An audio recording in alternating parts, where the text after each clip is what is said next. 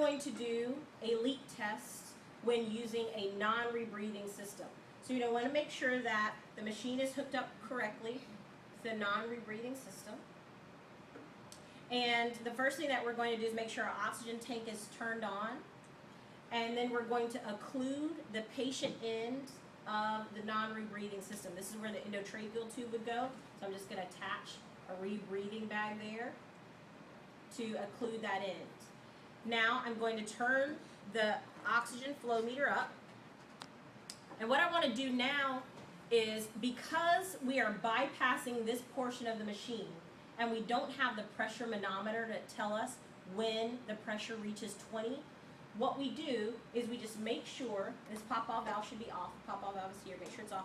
What we're going to do is hold the non-rebreathing system and wait for pressure to build up in both of the bags here. So we'll turn it up a bit more. We will wait for the pressure to build up in the system, and as you can see, both of the bags are inflating. We're just going to wait for the bags to be pretty stretched out, pretty full.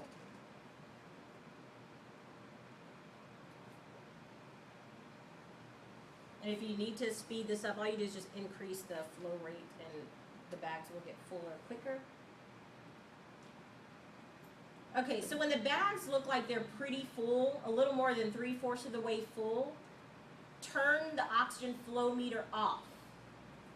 And when you turn the oxygen flow meter off, you just kind of want to feel the pressure in the bags and make sure that as you squeeze the bags that there's not significant drop in pressure, that you aren't able to squeeze all of the oxygen out of these bags. So you want to hold pressure in these reservoir bags for, again, 20 seconds.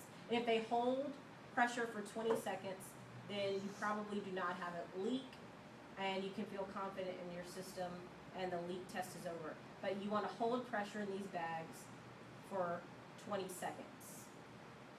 Just want to make sure that they don't leak. And if they do start to leak, like this looks like maybe it leaked a little bit, you can try it with a different bag. Sometimes the bags have holes in them.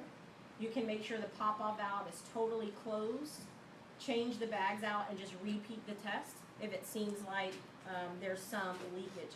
Because again, if the pop-off valve is not totally closed, you can see that some of the pressure will go out, and that's how you know that you have a leak in the system. So you want to make sure that the system can hold pressure for 20 seconds. So in this system, you just don't have the pressure manometer to tell you that the pressure is at 20 or at 19.